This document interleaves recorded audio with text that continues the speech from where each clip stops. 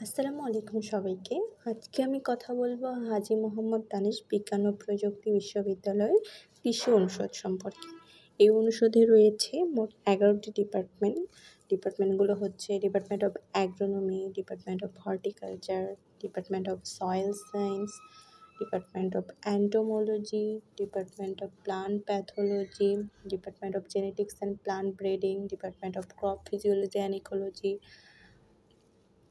Department of Agricultural Extension, Agricultural Chemistry, Agroforestry and Environment, and Biochemistry and Molecular Biology. এছাড়াও কৃষি অনুষদ একটি উচ্চশিক্ষা অনুষদ যেখানে কৃষি সম্পর্কিত বিভিন্ন বিষয় পড়ানো হয়। বাংলাদেশ সহ পৃথিবীর বিভিন্ন দেশে কৃষি অনুষদ একটি মূল্যবান বা কী বলবো অর্থনৈতিকভাবে গুরুত্ব রাখা একটি কৃষি অনুষদ। এছাড়াও রয়েছে গবেষণার বিভিন্ন সুযোগ। এছাড়াও নিজেকে কৃষিবিদ হিসেবে গড়ে তুলতে চাইলে কৃষি অনুষদের ভূমিকা অপরিসীম।